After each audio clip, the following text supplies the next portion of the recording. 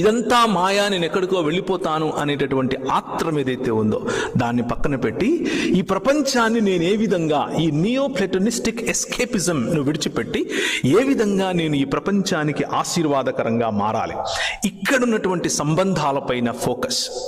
ఈ 2025వ సంవత్సరం, let me invite you to look into this world with this idea or with this ideology that your God or నీ ప్రభువు, నీ రాజు, ఆయనకు నువ్వంటే ఇష్టం, నీ శరీరం అంటే ఇష్టం, ఆయన నిన్ను రూపొందించిన రూపురేఖలు ఆయనకి ఇష్టం, ఆయనకు నువ్వంటే చాలా ముద్దు, నీ సంబంధాలు ఇష్టం, నీ ప్రేమ ఇష్టం, నీ కుటుంబం ఇష్టం, నీ సమాజం ఇష్టం.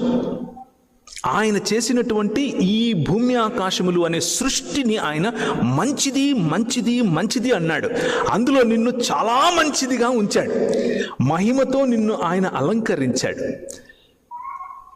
ఎక్కడో అమెరికా దేశంలో ఉన్నాం, బాబాయ్ ఎలా ఉన్నాడు, చిన్నమ్మ ఎలా ఉంది, అమ్మ ఎలా ఉందో, నాన్న ఎలా ఉన్నాడో, నా సంపాదన ఓకే బాగానే ఉంది, మరి నా సంబంధాల పరిస్థితి ఏమిటి, నా ఉద్యోగం బాగానే ఉంది, మరి నా ఊరు ఎలా ఉంది,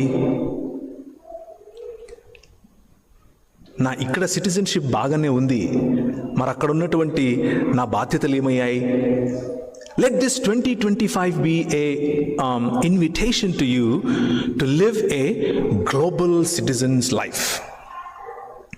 ఈ విశ్వైక లేకపోతే విశ్వ మానవ సమాజములో భాగమైన నీవు నీ పొరుగువాడిని ప్రేమించగలిగే హృదయం, నీ సొంత వారి కోసం పరితపించే హృదయం, నీ సంబంధాల కోసం ప్రాకులాడే హృదయం, ఒకరిని ఆశీర్వదించటానికి నీ గుప్పిళ్ళు విప్పే హృదయం, నీ జేబులలో నుండి నీ సంఘానికి, నీ సమాజానికి, నీ కోసం పరితపిస్తున్నటువంటి నీ నాయకుల కోసం నీ గుప్పిలి విప్పి ఆశీర్వదించగలిగే హృదయం.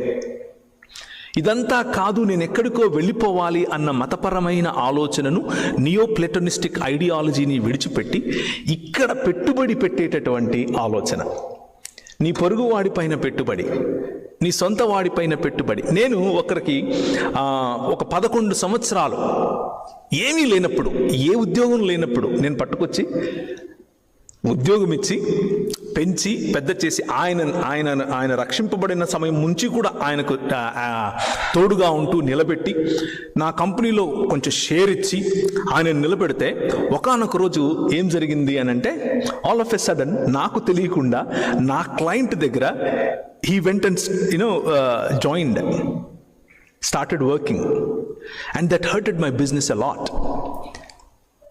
ఇలాంటి వారు ఉంటారు, ఇలాంటి సంబంధాలు ఉంటాయి.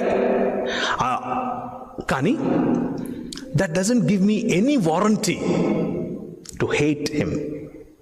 That doesn't give me any warranty or any warrant to reject helping others. ఈ 2025 మీరు అలాంటి బ్యాక్ స్టాబింగ్ గుండా, మీ బ్యాక్ బైటింగ్ గుండా, మీ వెనకే గోతులు తవ్వుతున్న వారిని చూసి నిరుత్సాహపడకుండా, there is still hope in this world. ఒక వ్యాపారంలో నీకు వచ్చినటువంటి ఒడిదుడుకులు, ఒక పనిలో నీకు ఎదురైనటువంటి సవాళ్లు మిమ్మల్ని వెనక్కి గుంజకుండా, ఈ ప్రపంచాన్ని దేవుడు నూతన పరుస్తున్నాడు, అందులో నేను ఒక ఛానల్ అన్నటువంటి దృఢ నిశ్చయంతో మీరు ముందుకెళ్ళాలి, ఆ వాగ్దానాన్ని మీరు తీసుకోవాలి అని ఆశపడుతున్నాను.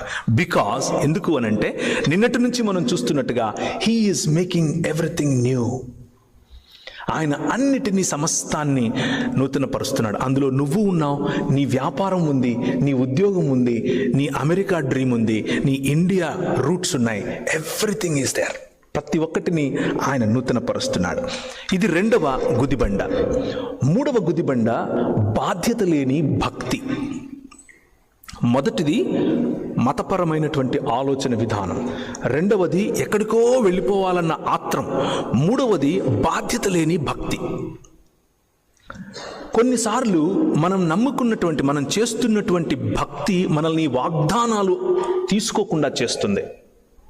భక్తి మంచిదే, ఆరాధన మంచిది, చప్పట్లు కొట్టడం మంచిది, సంగీతం మంచిది, నృత్యం నాట్యం మంచిది, ఇవన్నీ మంచివే, కానీ ఇవన్నీ బాధ్యతతో ఉండాలి. ట్రాన్స్పరెంట్ బాధ్యత. ఈ 2025వ సంవత్సరం I will encourage all of you, మిమ్మల్ని అందరినీ, నన్ను కూడా ప్రోత్సహించటం ఏమిటి అనంటే, బాధ్యత కలిగి ఉండండి. నీ బాధ్యత నువ్వు వస్తున్నటువంటి స్థానిక సంఘంలో ఏంటి, నీ బాధ్యత నీ కుటుంబం పట్ల ఏమిటి, నీ బాధ్యత నువ్వు నివసిస్తున్న నీ నైబర్హుడ్ పట్ల ఏమిటి, నువ్వు ఉంటున్నటువంటి నీ నైబర్హుడ్లో నీ పక్కింటి వాడి పేరన్నా తెలుసా నీకు? నీ నైబర్హుడ్లో ఎన్ని పీపుల్ గ్రూప్స్ బ్రతుకుతున్నాయి అన్న ఆలోచన, స్పృహ నీకుందా? నీ నైబర్హుడ్లో జరుగుతున్న బిజినెసెస్ పట్ల నీ బాధ్యత, ఈ దేశపు ఎకానమీ పట్ల నీ బాధ్యత, కొత్తగా వచ్చినటువంటి ఒక ఇండియా నుంచి వచ్చిన ఒక స్టూడెంట్ పట్ల నీకు బాధ్యత. నువ్వు కొత్తగా వచ్చినప్పుడు నీకు వాక్యోపదేశము చేసి నీ పైన నాయకులుగా ఉన్న వారిని జ్ఞాపకము చేసుకుని వారి విశ్వాస ఫలమును శ్రద్ధగా అనుసరించుము అని హెబ్రీయులకు రాసిన పత్రిక 13వ అధ్యాయం చెప్తుంది 7వ వచనంలో. That's a commandment. So somebody invested in your life as a responsibility.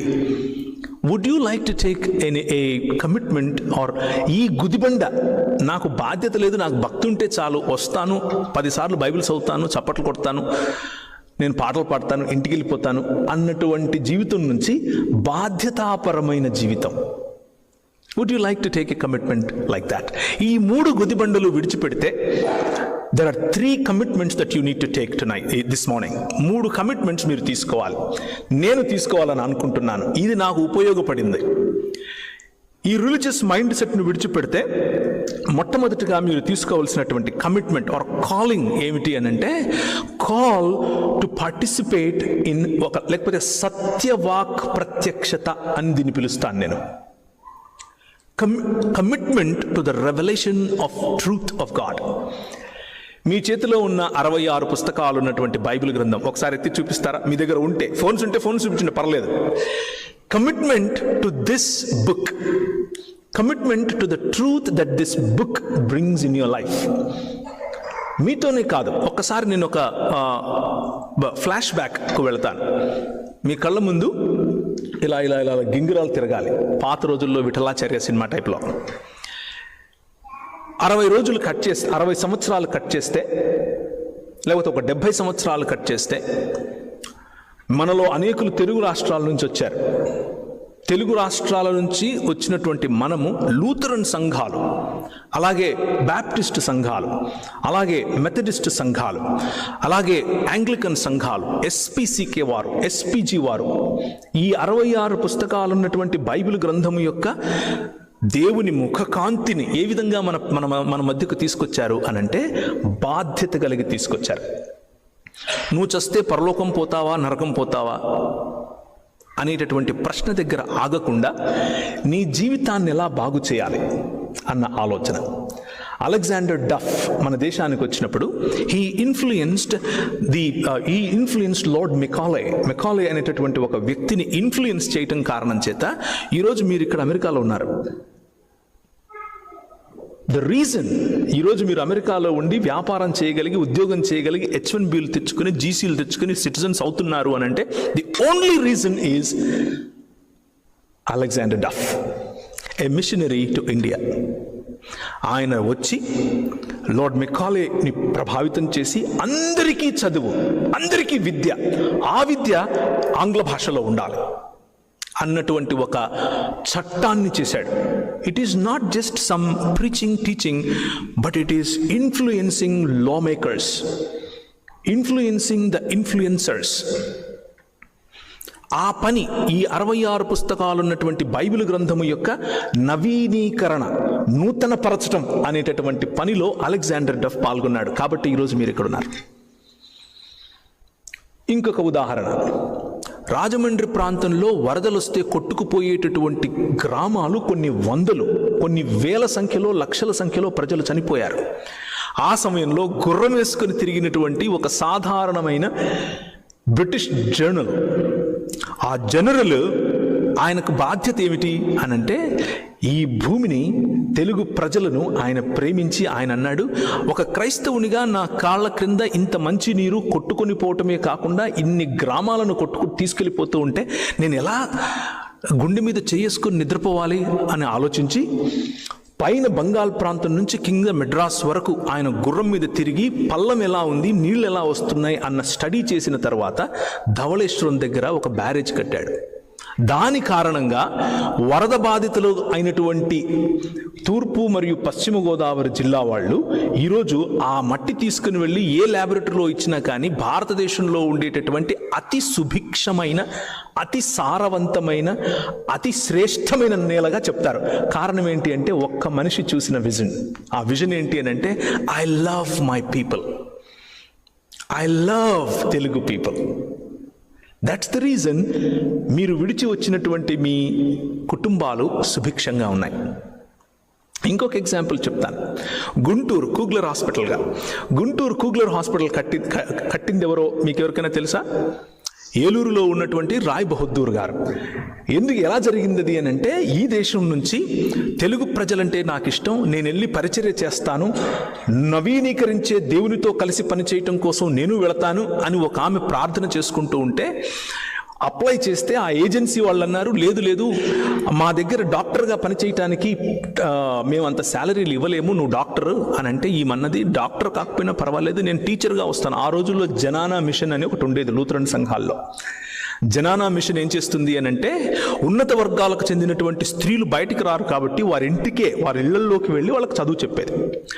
Even జనానా మిషన్లో నేను పాలిభాగస్తురాలు అవుతాను అని చెప్పి అప్లికేషన్ పెడితే, తక్కువ శాలరీకి మీరు పని చేయగలరా డాక్టర్ కదా అంటే, పర్వాలేదు నా పిలుపు తెలుగు ప్రజలు అని చెప్పి ఆమె తెలుగు ప్రజలకు వచ్చి అట్టడుగు వర్గాలు ఉన్నటువంటి తెలుగు ప్రజల మధ్య తిని తినక వారిళ్లలో వారి గుడిసెల్లో వారితో ఉంటూ ఆమె కడుపు కట్టుకుని వారికి సేవ పరిచర్య చేస్తూ ఉంటే ఆమె డాక్టర్ అన్న విషయం తెలుసుకుని రావు బహదూర్ గారు పిలిచారు. అమ్మ మీరు రండి, మీరు డాక్టర్ అట కదా, నా భార్య ప్రసూతిలో ఉంది, ఆమెకు ఏదో సమస్య ఉంది, ఆమెకు తట్టుకోలేకపోతుంది, సహాయం చేయండి అంటే 6 నెలలు వారింటికి ప్రతిరోజు వెళ్ళి ఆమె సేవ చేసింది. ఆమె వాళ్ళ ఇంటికి వెళుతుంది. ఇంటికి వెళ్ళి బయటకు వచ్చే వరకు తెల్లటి వస్త్రాలు ధరించుకున్న ఈ డాక్టర్ గారు వెనక అంటే దాన్ని ఏమంటారు, హిప్ భాగంలో పసుపు కనిపించేది. ఏంటిది పసుపు కనిపిస్తుంది ప్రతిరోజు అని ఆలోచించి ఒకరోజు బయట కాలు పెట్టక ముందు వెనక్కి తిరిగి చూస్తే పసుపు నీళ్లు చల్లుతున్నారు. మ్లేచ్ఛ జాతికి చెందినటువంటి ఈ స్త్రీ మా ఇంటికి వచ్చింది కాబట్టి క్షత్రియ వర్గానికి చెందినటువంటి మేము మైలపడిపోయాం, ఇప్పుడు ఈ పసుపు నీళ్ల ద్వారా మమ్మల్ని మేము శుద్ధీకరించుకుంటాం అన్నటువంటి ఈ పాత ఆలోచనను క్రీస్తు నవీకరిస్తున్నాడు. సమాజములను నవీకరించే పనిలో కూగ్లర్ను వాడుకున్నాడు. ఆమె అన్నది, మీరు నన్ను ఎంత హ్యూమిలియేట్ చేసినా సరే, నేను మ్లేచ్ఛురాలని అని నువ్వు అన్నా సరే, I will not stop loving you. She embraced that humility. ఆమె వచ్చింది, పండంటి బిడ్డను కనేలా సహాయం చేసింది. ఆ తర్వాత రావు బహదూరే ముందుకొచ్చి 50 పడకలకు అవసరమైనటువంటి ఆసుపత్రి, మొట్టమొదటి ప్రసూతి ఆసుపత్రి గుంటూరులో కట్టించడానికి స్థలం ఇచ్చింది ఆయనే. That is how you influence the world and you be part of making this world new. విద్యా విధానాన్ని నూతనపరచటం, వైద్య విధానాన్ని నూతనపరచటం, ట్రాన్స్పోర్టేషన్ నూతనపరచటం, భారతదేశంలోకి వచ్చినటువంటి అనేకమైనటువంటి movements, equal justice to all 1773 we brought it, మనం తెచ్చిందే. 1795 రైట్ టు ప్రాపర్టీ మనం తెచ్చిందే. 1807 abolition of slavery act, William Wilberforce గారు ఆనాడున్నటువంటి లండన్ హౌస్ ఆఫ్ కామన్స్ లో కూర్చుని నిలబడుకుని మాట్లాడితే అందరూ నోటి మీద వేలేసుకున్నారు. కారణం ఏమిటి అని అంటే, the passion to be part of renewing this world. Renewing this world. దేవుడు సమస్తాన్ని నూతనపరుస్తున్నాడు. ఆ వాగ్దానంలో మీరు నిన్న రాత్రి తీసుకున్నటువంటి వాగ్దానాలు ఒక చిన్న భాగం.